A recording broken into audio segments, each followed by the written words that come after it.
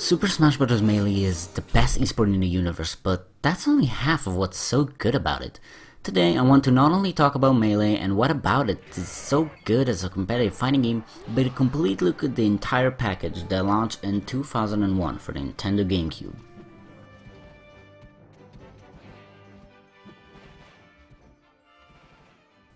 At the core of the Smash franchise stand the character roster, and considering the last entry had 12 characters from 9 franchises, the jump was outstanding. 25 varied characters from 12 franchises, including very wild picks like Ice Climbers and Mr. Game & Watch. Which remains the reason the general public still even knows about some of them. Like, I don't think anything would have remained of Mr. Game & Watch in the current future if it weren't for Smash Bros. And all the characters no longer look like a polygonal mess like in 64, they're polished, they often look higher in quality than what the original form looked like at the time, and one of the coolest parts was the color customizations. You really feel a connection to your favorite color of a character, whether you like a simple swapped Mario or the total Daisy out for Peach. They all feel like a change more than you'd expect, and it's a surprisingly lovable part of selecting characters. And they still look phenomenal to this date and feel great to play as well. Melee added side specials, down throws, up throws, grab pummels, and maybe the biggest game changer of the controls, the directional air dodge, which we'll come back to when covering the hidden depth of Melee. So every character feels odd to control. I'll say it, when you pick up the game for the first time, the game will feel weird to control, especially in, for example, the single player sections, which we will come back to later. One of the bigger things I felt odd about, even now that I'm very used to it, I feel like I haven't fully grasped running and smash attacks together. Like Sakurai's previous work on the Kirby franchise, which greatly influenced Smash, more on that on Relax's video on the subject, double tapping the control stick you use to move will start running. Now, your character can no longer perform smash or tilt attacks, which, if you don't know, are performed by quickly tapping the control stick and the A button or a direction on the C stick to execute a special attack. Tilts are the same, but can be charged by holding the direction after leaving A. I find myself having a rough mind switching between the two, running and smash attacks. I always want to dash, but it's rough to stop dashing to input my better moves. I'm kind of locked to specials, a grab, and a dash attack when running, and those are usually more predictable by the enemy. Also, tap jumping is going to do you dirty when you start playing. But please, don't turn it off in future games where that's an option if you don't like it here. Try to adapt. I personally use it more often than the jump button nowadays. It's super useful and flows very well somehow. It's just how you want a character to move in a semi-3D space. Like, you know, characters are supposed to move where you point the stick, so tap jump kind of works with that mindset, but you don't really expect it. I find myself also not really good at rolling or shielding. One of the biggest issues was that I was using a Pro controller for the game. Sorry, no GameCube controller yet, so leave the video if that bums you out or whatever, I don't know.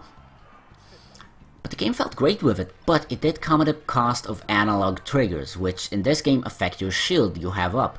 I was not able to use the light shield properly and quickly due to always having to pull the strong, quickly destructible shield.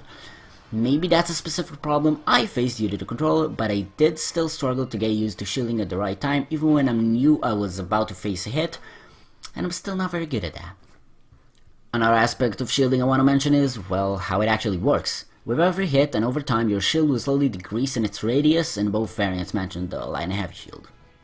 It's not just a defense mode button, it's actually a physical shield. If it gets too small and your body hitbox is outside its range and an attack allies with you first, you still get hit. A trick to handle this while your shield is low, you may be being spammed from many sources, is shield tilting or panning. Carefully moving the control stick just a bit without fully pulling it, which would result in a roll, will instead slightly tilt your shield and the character's head in the inputted direction, allowing you one last resort. And when that shield pops, I think the defensive play in Melee is handled exceptionally well by the developers, while the game is still always pushing that aggressive, combat-seeking competitive edge. And I think this is the perfect time for me to talk about the competitive scene of Super Smash Bros. Melee. If you want a more general, more well-done cover of how approachable this competitive scene is, make sure to watch Things of Beauty, Smash as a Spectator Sport, which will be linked at the end of this video as well as every other video I will mention. To me, Smash existed first as, well, etiquette reaction videos. That was my first time actually seeing anything about the game. I owned a copy of Brawl, but I hated my Wii, so I never tried it. That's a topic for another day. Fast forward to now a few years since kind of knowing the lead up to Smash 4, and I start trying to watch some Melee tournaments. I was never a big fan of fighting games, but this clicked. I love platformers, and one of my biggest gripes with traditional fighting games is the lack of mobility and restricted movement you have all the time, even with such a strong and agile looking character that you always have. So seeing these advanced movement techniques, characters getting blasted across the screen and all of what's left is their sleeping enemy, I was hooked, and the fisherman is none other than Liquid Hungrybox, the only person in the first top 8 of Melee I ever watched closely. The man mystified me. He was so reactive to everything he did, his pop-offs, his playstyle, his instant kills, he seemed untouchable. He played like a god, and soon enough I learned he actually is one. Hbox is one of the 5 gods of Melee, the others being Armada, the Peach main, Mango, an instant legend, Mewtwo King, an extremely analytical player who I might talk about later a bit, and Dr. PP.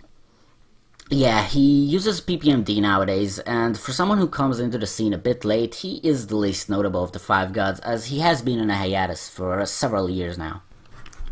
Hello. In the background you're now seeing footage regarding a mistake I have made. I have claimed that PPMD is least noticeable of the 5 gods of Melee.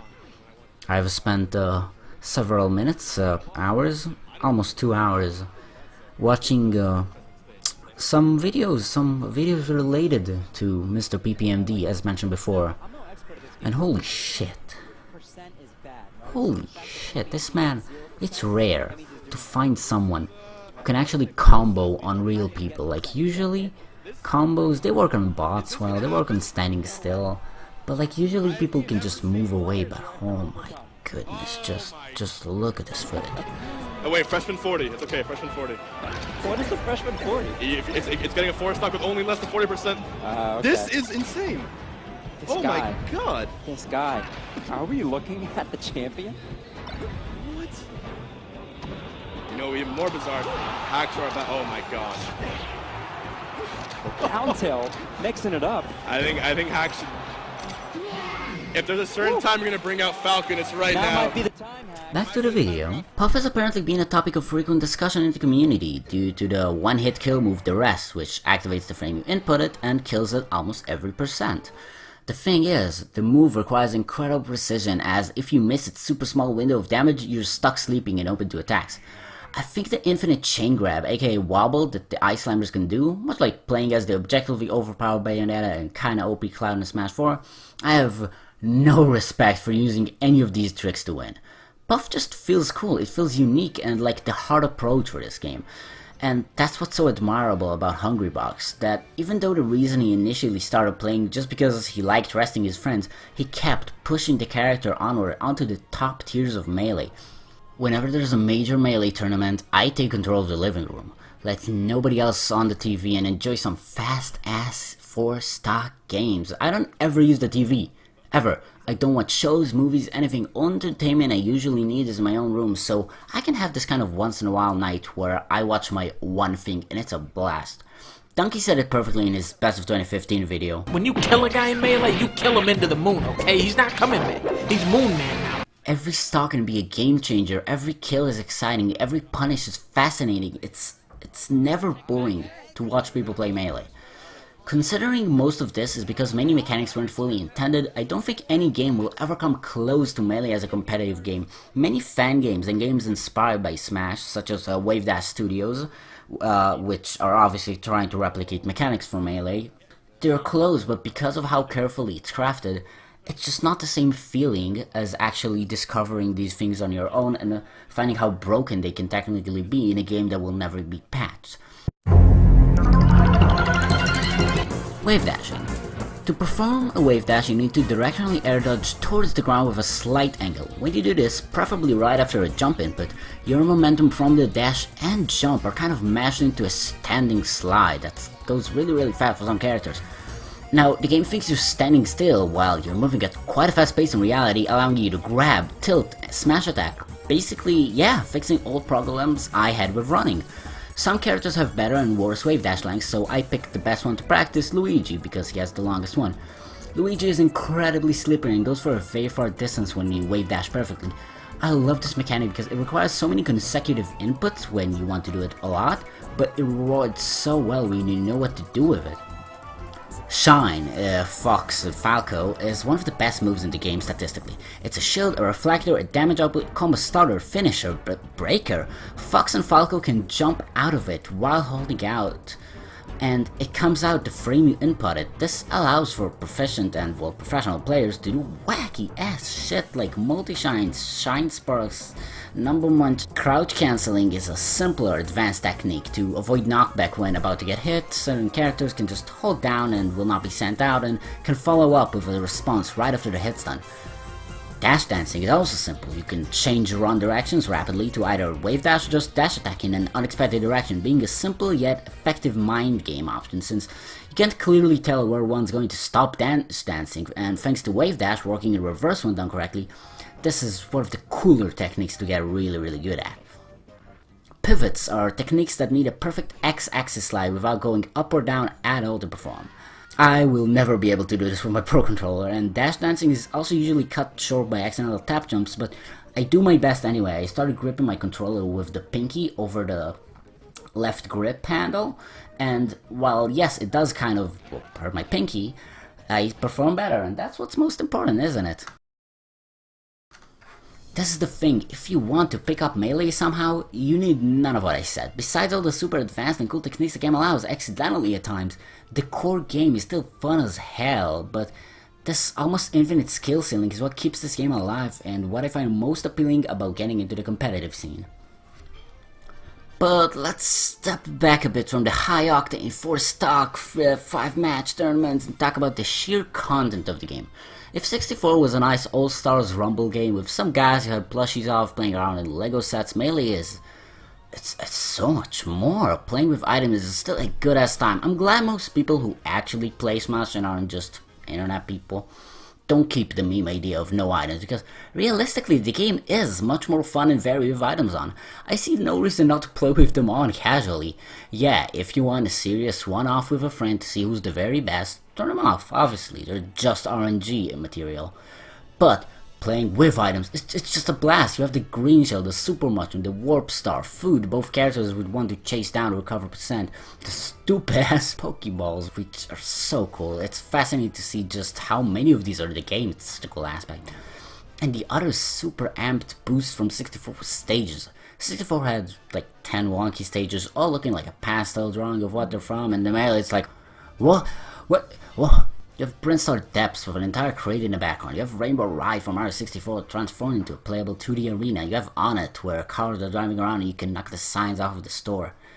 People often make fun of competitive Smash for having a small stage selection, but Melee has a pretty big variety even for legal stages, with my favorite of those being Yoshi's Island for its adorable cardboard aesthetics. The band stages are of equal value for casual play. Pokefloats is the most ridiculous one due to its obviously whack nature, but more tame and interesting ones are like Peach's Castle and Forsyth. All these stages have such richly detailed backgrounds: the town in the back of Rainbow Ride, DDD and Bronterbird sprites flying around in Dreamland, Tingle and the dumbass turtle in Termina Bay. The sheer jump in content and uniqueness is nothing short of revolutionary. Which finally brings me to game modes, and when Smash 64 only offered Classic and Versus mode, I have the honor of talking about Adventure mode. It's also okay.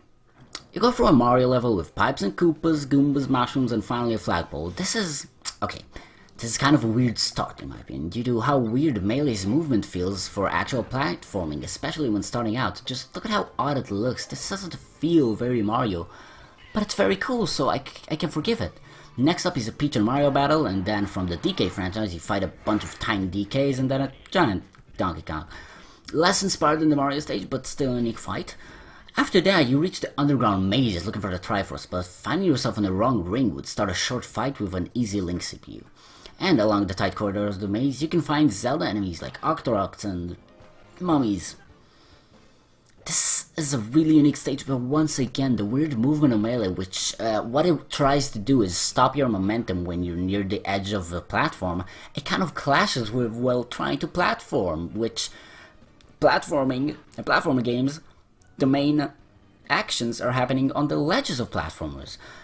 But yeah, you do that, you get the Triforce, and after Sheik and Zelda battle, the Metroid chapter starts, and after beating a medium Samus CPU, you're ordered to escape planet Zebes.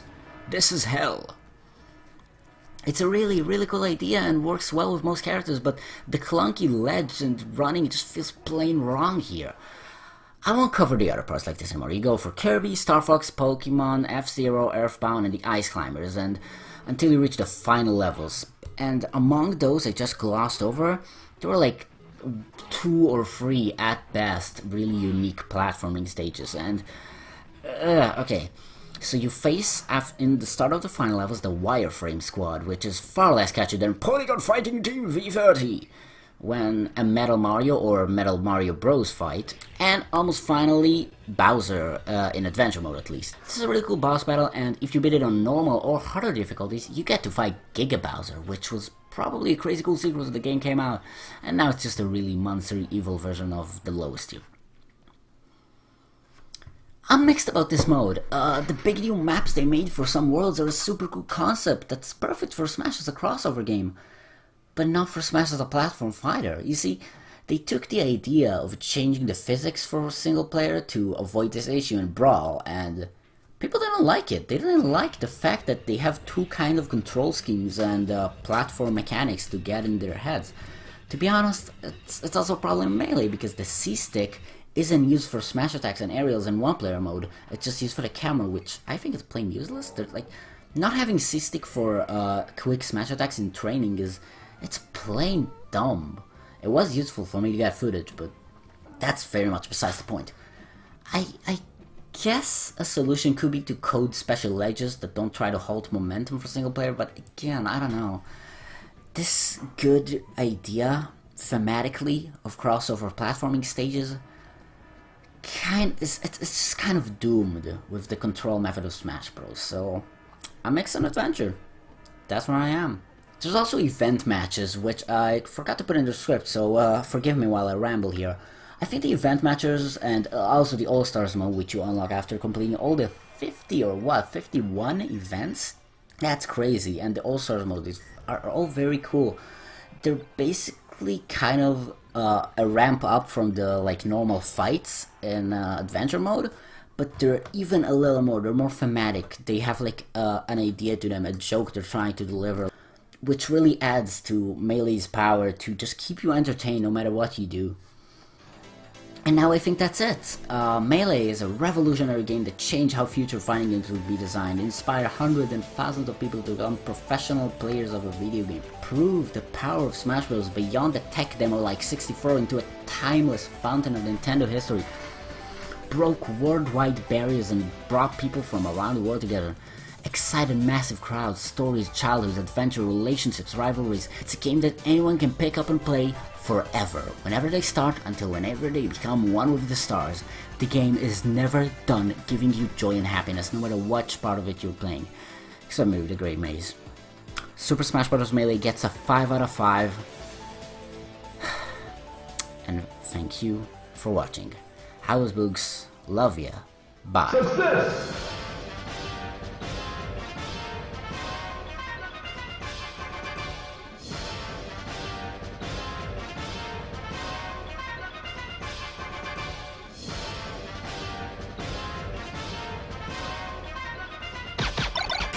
I'm not lawful.